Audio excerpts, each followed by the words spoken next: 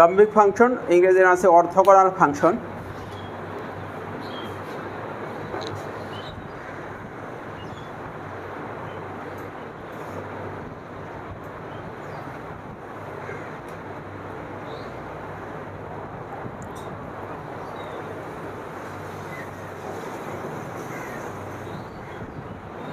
লম্ব হওয়ার বিষয়, লম্ব হইতে গেলে কয়জন লাগে? দুইজন লাগে, এটা তো বুঝি আমরা। যেমন দুটো সরলরেখার লম্ব হওয়ার শর্ত তোমরা পড়েছো, ডাল দয়ের গুণফল যদি -1 হয়, অথবা রেখা দুইটার মধ্যে কোণ 90 ডিগ্রি হয় যেভাবে হোক। দুটো ভেক্টর লম্ব হওয়ার শর্ত পড়ছো, ডট গুণ = 0 হয় না? তা লম্ব হতে গেলে কয়টা বস্তু লাগে? দুটো। তাহলে লাম্বিক ফাংশন, এখন ফাংশন কিভাবে লম্ব হবে আলোচনা করবো। তো কয়টা ফাংশন লাগবে? দুইটা ফাংশন লাগবে। মানে কন্ডিশন কী হবে? যোগ না গুণ না বিয়োগ না ভাগ না কি? ভেক্টরে ডট গুণন, ডাল দিয়ে কাজ করে সরলরেখার, ডাল দয়ের গুণফল -1। ফাংশন লম্ব হতে গেলে কি ঘটনা লাগে? দুইটা ফাংশন লম্ব হতে গেলে ফাংশন দুইটার গুণফলের ইন্টিগ্রেশন যদি 0 হয় তাহলে ফাংশন দুইটা লম্ব। ফাংশনের লাম্বিকতা কিভাবে টেস্ট করব? গুণফলের ইন্টিগ্রেশন যদি 0 হয়। তাই 0 আছেই কিন্তু ওই যে ভেক্টরের জন্য যেমন 0 ছিল, তাই দুটো ফাংশনের গুণফলের ইন্টিগ্রেশন, আর ইন্টিগ্রেশন 0 করতে গেলে তো ব্যবধি দেওয়া লাগবে, নির্দিষ্ট ব্যবধিতে। কারণ লাম্বিকের জন্য কি দরকার? ব্যবধি ঠিক করা দরকার। কি বুঝে আসছে কথা? আচ্ছা,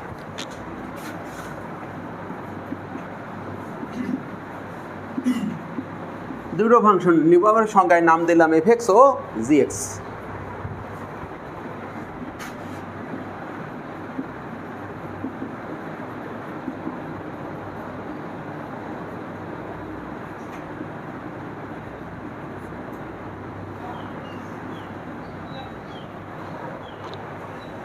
ব্যবধির কথা বলি না, একটু মাঝে একটু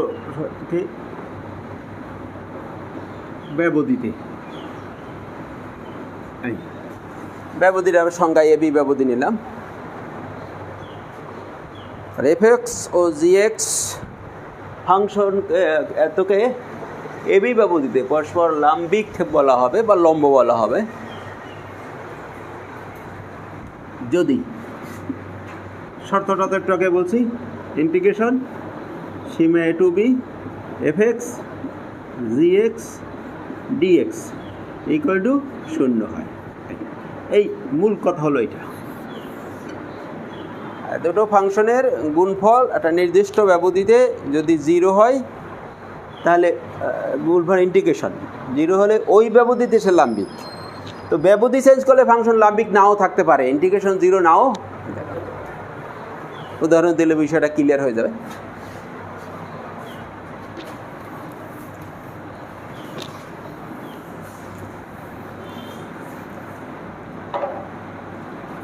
উদাহরণ,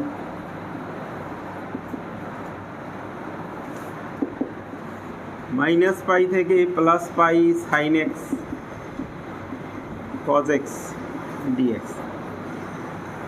তাহলে আমরা f(x) নিলাম sin x আর g(x) নিলাম কি cos x, আর ব্যবধিটা কি a নিলাম -π আর b হলো π। যদি এই ফলাফল 0 বানানো যায় তাহলে এই ফাংশন দুইটা অবশ্যই লাম্বিক হবে। কোন ব্যবধিতে? -π থেকে +π ব্যবধিতে। আর ইন্টিগ্রেশন করি sin x cos x গুণফল ইন্টিগ্রেশন করতে গেলে হাফ দিয়ে একটা 2 দিলেই সূত্র আসবে। দেখো তো এই বিষয়ে বুঝো কি না? 2 sin x cos x = sin 2x। তাহলে বাইরে একটা হাফ দিয়েছি আর একটা 2 ভিতরে দিয়েছি, দিয়ে sin 2x বানিয়েছি। সাইন আর কজের গুণফলের ইন্টিগ্রেশন আমাদের এই চ্যাপ্টারে বহুত লাগবে। করতে গেলে আগে কি করতে হবে? আমরা সূত্রের মাধ্যমে হয় সাইন বানাতে হবে, না হয় কজ বানাতে হবে। একটা সিঙ্গেল সাইন কজে আনতে হবে। তাহলে আমরা যেভাবে করতে পারো, নিয়ম তো এই, আর অন্যভাবে করা যাবে। আর একটা পদ্ধতি আছে, সহজ পদ্ধতিটা মাইনাস কস 2x ভাগ 2 মাইনাস পাই থেকে plus pi minus cos pi minus cos of minus pi minus cos pi minus cos pi equal to 0। এটা কস পাই কেমনে হয়েছে? Cos of minus theta equal to cos theta. কজের ভিতরে minus ওটা banish হয়ে যায়, কস হজম করে ফেলে। একমাত্র কে মাইনাস হজম করতে পারে? কে? কজ আর সেক। আর পারে না কারা? বাকি 4 জন এই মাইনাস হজম করতে পারে না, মাইনাস বাইরে বের হয়ে যায়। 0 হয়েছে? কি বলতে পারি আমরা তাহলে? therefore sin x ও cos x ফাংশন দ্বয় মাইনাস পাই থেকে প্লাস পাই ব্যবধিতে লাম্বিক।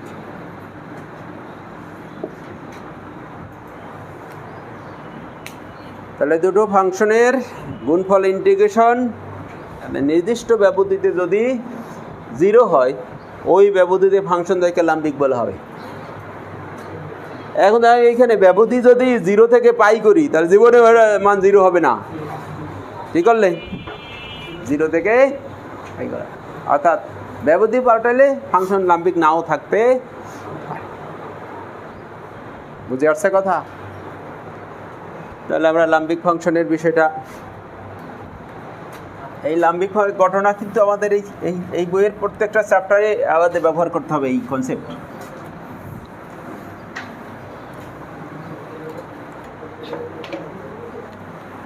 এইবার আমরা আমাদের আসল আলোচনায় আসি।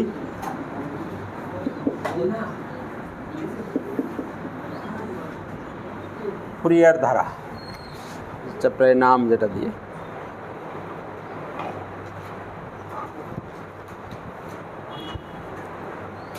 তো গণিতে অনেক ফাংশন আছে যে ফাংশনগুলোকে অসীম ধারায় প্রকাশ করা যায়।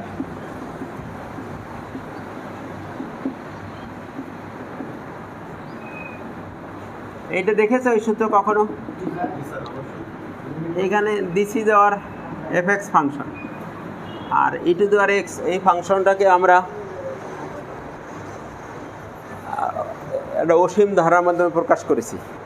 এরকম বহু ফাংশন আছে গণিতে যারা এই বৈশিষ্ট্যের অধিকারী। কি করা যায়? ফাংশনকে অসীম ধারায় প্রকাশ করা যায়। এই অসীম ধারাটা কি ত্রিকোণমিতিক অসীম ধারা না বীজগাণিতিক অসীম ধারা? বীজগাণিতিক ধারা ছিল, সে ধারা শুধু এক্স দিয়ে তৈরি হয়, সেইগুলো বীজগাণিতিক অসীম ধারা। আর যেগুলোই সাইন থেকে কোসেক পর্যন্ত 6 জন আর কমপক্ষে 1 জন থাকে, সেইগুলো ত্রিকোণমিতিক ধারা। এইটা কি ধারা? এটা অসীম বীজগাণিতিক ধারা। এটা অসীম বীজগাণিতিক ধারা।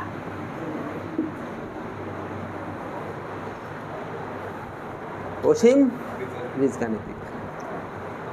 এই ধারার নাম আছে, বলো দেখি এই ধারাটাকে কি ধারা বলা হয়? কি বলার চেষ্টা করো দেখি। এই ধারাটার নাম হলো, মনে আসে না কিছু? ম্যাকলরিনের ধারা। কোনো কিছুই মনে আসে না। টেলর ম্যাকলরিন তো শুরু হয়েছে ইন্টারমিডিয়েট পড়ার সময়, ফার্স্ট ইয়ারে বললা, সেকেন্ড ইয়ারে বললা, আর এবছরও টেলর ম্যাকলরিন আছে, হাইড্রোডাইনামিক্স বই আছে, সেখানেও পড়া লাগবে। ধারার নাম কি? ম্যাকলরিনের ধারা। আর যদি এখানে এক্সের সাথে এইরকম থাকে x - 1 এর হোল স্কোয়ার বাই এইরকম যদি ঘটনা থাকে, তাই এটা হবে টেলর ধারা। এ ধারা টেলর ধারা। আর যখন এই যে 0 হবে, x = 0 বিন্দুতে টেলর ধারাকে ম্যাকলরিন ধারা বলা হয়। কত শুনলা, কত স্যাররা বললো, শুনেলো। তাহলে বীজগাণিতিক ধারা 2 রকম হবে, হয় টেলর ধারা হবে, না হয় তাই তুমি এতকাল যত ধারা পড়ে আসছো সব ছিল ম্যাকলরিনের ধারা। সব কি ধারা? যেমন এই 1 minus x to the power minus 1 পড়েছে 1 plus x square plus x cube plus এত।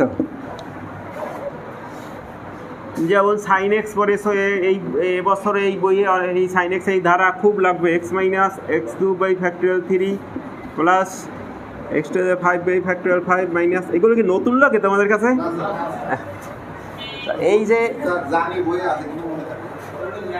এই বিষয়গুলো সব অসীম বীজগাণিতিক ধারা, এই ধারাকে বলা হয় ম্যাকলরিনের ধারা। তো আমরা কিন্তু আজ ম্যাকলরিনের মধ্যে নাই, আমরা নতুন এক ধারার জগতে ঢুকতে যাচ্ছি। সেই ধারার নাম হলো ফুরিয়ার ধারা। বাড়ি কোথায় ফুরিয়ারের? ফ্রান্সে। সব ফ্রান্সে বলে তার বলি নাই, আমি তো গণিতবিদের বাড়িঘরের একটা সূত্র দিয়েছিলাম যে প্রথম অপশন হলো জার্মান। প্রথম অপশন কি? কারণ পৃথিবীতে সবচাইতে জার্মানে বেশি গণিতবিদ জন্মগ্রহণ করছে। দ্বিতীয় অপশন হলো ফ্রান্স। কয় নম্বর অপশন? জার্মানের চাইতে কিছু কম পেয়েছে, তবে পৃথিবীর অন্য দেশের তুলনায় ফ্রান্স বহুগুণে বেশি ম্যাথমেটিশিয়ান পেয়েছে। এই দুই দেশ 90%-এর বেশি নিয়ে নিয়েছে। আর সিটে বোটা 8-10% যা রয়েছে তা সারা বিশ্ব ভাগ করে নিছে। তার ভিতরে আবার তৃতীয় নাম্বারে ইতালি। কোথায়? ইতালি। আর প্রাচীন গণিতবিদ বিজ্ঞানীটির সব দেশে গ্রিস, একদম প্রাচীন যারা গো সব দেশে কে গ্রিস। আর আধুনিকদের নিচে সব জার্মান, ফ্রান্স, ইতালি। তাহলে ফুরিয়ার বাড়ি হলো ফ্রান্স। উনি তাপ নিয়ে কাজ করছেন বলছিলাম প্রথম দিন, এবং উনি সবসময় অনেক মোটা মোটা অনেকগুলো জ্যাকেট পরে থাকতেন,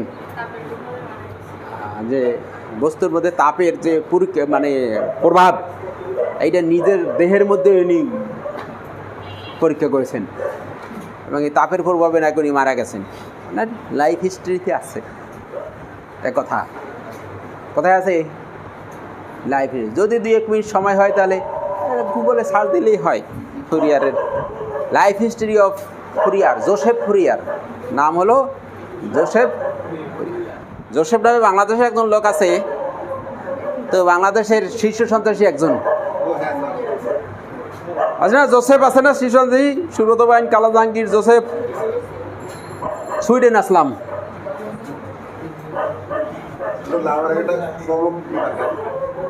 আচ্ছা, তাহলে এই ধারা তো সম্পর্কে আমরা অনেক লেখাপড়া করেছি, তাই তো? কিন্তু আমরা যে ধারা জানতে চাই সেই ধারার নাম। এই ধরনের ফাংশনগুলোকে আবার নতুন এক ধারায় প্রকাশ করা যায় ত্রিকোণমিতির মাধ্যমে, সাইন এবং কস দিয়ে। এই ধরনের ধারাকে বলা হয় ফুরিয়ার ধারা। আজকে এসেই যেটা উপরে বুঝে বলছি, যেটা লিখছিলাম পরে সেই পড়ো, উপরে যা লিখছে পড়ো। a0/2 প্লাস সামেশন n = 1 থেকে infinity n cos nx plus bn sin nx। এই অসীম ত্রিকোণিক ধারাকে বলা হয় ফুরিয়ার ধারা। তাহলে সকল ফাংশনকেই ওরকম ফুরিয়ার দ্বারা প্রকাশ করা যায় না। যেমন এই সকল ফাংশনকেই টেলর দ্বারায় বা ম্যাকলরিনে প্রকাশ করা যায়, কিন্তু সকল ফাংশনকে কিসে প্রকাশ করা যায় না? ফুরিয়ার দ্বারায় প্রকাশ করতে হলে ফাংশনটা পর্যায়বৃত্ত ফাংশন হওয়া মাস্ট। এই জন্য আগে পর্যায়বৃত্ত পড়িয়েছি। কোন ফাংশনের ফুরিয়ার দ্বারা করা সম্ভব? পর্যায়বৃত্ত ফাংশনের ফুরিয়ার দ্বারা করা সম্ভব। যে ফাংশন ওই নির্দিষ্ট সময় পর মান রিপিট করবে, শুধু সেই কারণ ও ফাংশনের ভিতরে সাইন কস ঢুকতেছে না। আর সাইন কসের ধর্ম কি আছে মনে আছে তো? তার পর্যায়বৃত্ত ধর্ম আছে। এই জন্য এই ফুরিয়ার ধারা যে ফাংশনের জন্য কার্যকারী হবে সেই ফাংশন কি হইতে হবে? পর্যায়বৃত্ত ফাংশন হতে হবে। আর যে ওখানে যে আমরা a0 an bn যে এই যে তিনটা সংখ্যা লিখে দেখা যাচ্ছে না, a0 an bn, এইগুলোকে বলা হয় সহগ। ফুরিয়ার ধারার কি সহগ n a0 an bn। আর এই ফুরিয়ার ধারার ভিতরে কিন্তু আমাদের চলক হলো কিন্তু n, ওই যে cos nx সামেশন n = 1 থেকে ইনফিনিটি দিয়েছি, ওই n এর মাধ্যমে। তাহলে আমরা ফুরিয়ার ধারার সংজ্ঞা রেডি করতেছি। ফুরিয়ার ধারার সংজ্ঞা হলো আমাদের মোট তিনটা। মেইন সংজ্ঞা যেটা, এটা হলো ফুরিয়ার ধারার জন্য আমাদের নির্দিষ্ট ব্যবধি ঠিক করতে হবে। ফুরিয়ার ধারার সংজ্ঞার জন্য কী করতে হবে? নির্দিষ্ট ব্যবধি। আমরা ব্যবধিটা নিলাম কত? -π থেকে +π। এই জন্যই ওই যে সূত্রটা লিখেছি, কিন্তু এই এই এটা চেঞ্জ হয়ে গেলে ওই সূত্রে আবার কী আসবে? চেঞ্জ আসবে। এত ব্যবধিতে π, ওই যে সূত্রটা দিয়েছি, এটা যে ফাংশনের জন্য সেই ফাংশনের পর্যায়কাল কত হবে? 2π। পর্যায়কাল বিশিষ্ট ফাংশনের ফুরিয়ার ধারা।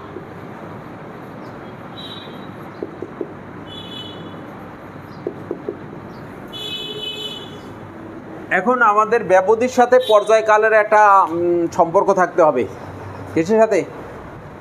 পর্যায়কাল হবে এই যে আমরা ব্যবধি নিচ্ছি, এই ব্যবধির বিয়োগফল হইতে হবে পর্যায়কাল।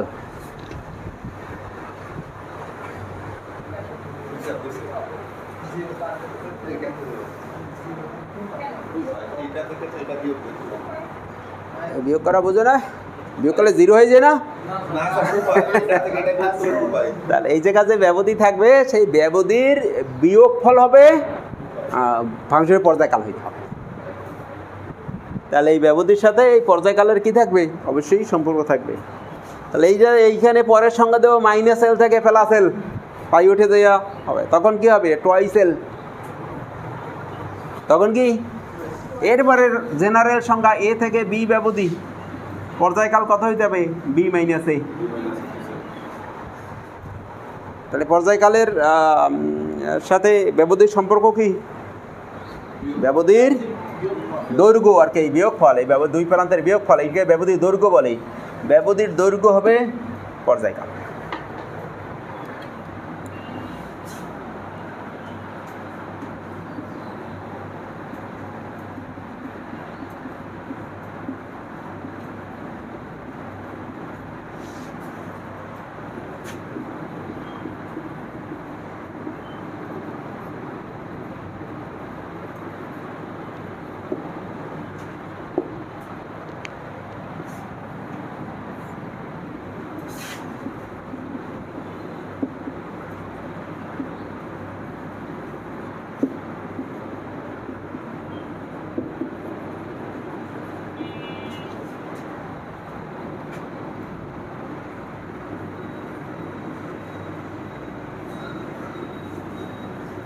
এই পর্যায়কালের এইখানে আবার অর্থাৎ দিয়ে আমরা গাণিতিক শর্ত দিয়ে দিয়েছি।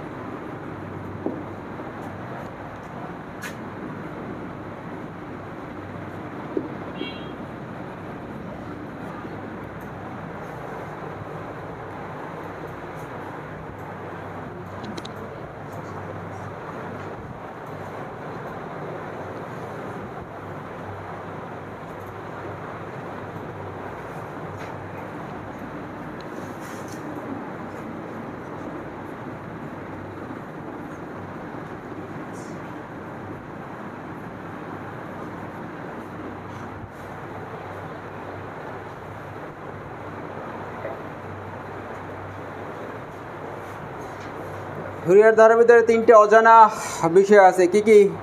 এ নট, এন বি। ওই এ নটের মান হলো যে মাইনাস পাই থেকে প্লাস পাই ব্যবধিতে এই ফাংশনটাকে সরাসরি ইন্টিগ্রেশন করব আর 1/π দিয়ে ভাগ দেবো, যা হবে এটা প্রমাণ আছে আমাদের উপর দিয়ে করবো, তখন এই নটের এই মান সেখানে প্রমাণ করবো যে নট এইটা। এরপরে কি বাকি আছে? এ এন, এইখানে যা আছে সব এন এর মধ্যে থাকবে, খালি বাড়তি একটা বিষয় আসবে। আবার খেয়াল করো, এ নটে যা আছে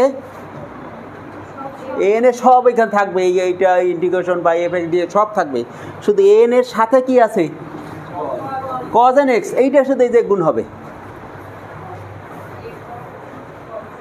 কি হবে বাড়তি কি আসবে, এন এর সাথে যে ফাংশনটুকু আছে সেইটুকু এইখানে গুণ হবে।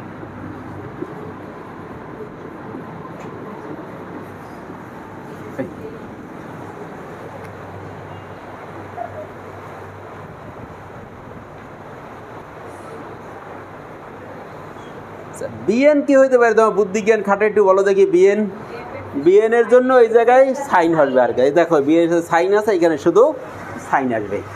তাহলে দেখো এ নট এন বিএন এর সব কিছু ঠিক আছে, শুধু এন এর জন্য এই এন কজের সাথে আছে একটা কজ আসছে, আর বিএন সাইনের সাথে আসছে, বিএন এর মান একটা সাইন আসবে। Bn equal to 1/π minus pi থেকে plus pi f x sine n x dx.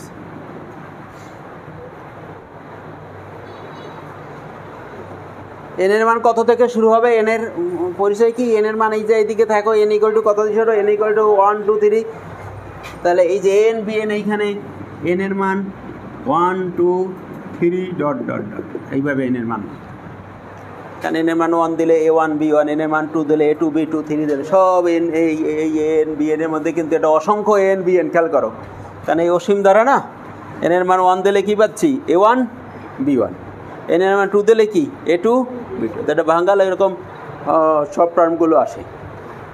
তাহলে নট এন বিএন, এই কিন্তু 20 নম্বরের মধ্যে কয় নম্বর, প্রথম দিনই বলছিলাম যা কিছু আমাদের অধ্যায় আলোচনা এইটার উপরে, এই ফুরিয়ার ধারাটার উপরেই। তাহলে এফ এক্স ইকুয়াল টু আমাদের এইটা, যেখানে এ নট সূত্র এইটা এন বিএন, এইটুকু আমাদের কী করতে হবে, মুখস্থ রাখতে হবে। এখানে আমাদের ওই প্রায় 50টা অঙ্ক আছে, সেই 50টা অঙ্কের কিন্তু ওই 50টাই এইরকম এই 3টি ইন্টিগ্রেশন করা লাগবে। কয়টা ইন্টিগ্রেশন, 3টা ইন্টিগ্রেশন। এই ইন্টিগ্রেশন দেখো, এই নিম্নসীমা ঊর্ধ্বসীমার ভিতরে একটা সম্পর্ক আছে না, তাহলে গতকাল পড়াইছিলাম না, তাহলে এইখানে ইন্টিগ্রেশনের মান সহজ বের করার জন্য আমরা দেখব ফাংশনটা জোর বিজোরের কোন ধর্ম মানে কিনা, যদি জোর বিজোরের কোনো ধর্ম মানে ইন্টিগ্রেশন করার কৌশল দেখে, যদি জোর বিজোরের ধর্ম না মানে তাহলে আর ওই ধর্ম প্রয়োগ করা যাবে না। আবার আমরা দেখব ফাংশন লাম্বিক কিনা এফ এক্স, আর এই যে দুইটা আসবে লাম্বিক হইলে, আজকে পড়াইছি লাম্বিকের মান 0, গুণফল ইন্টিগ্রেশন, তাহলে এরা যদি লাম্বিক হয় এরা মান আমরা 0 বলে দিতে পারবো। কি বুঝে আসছে কথাটা?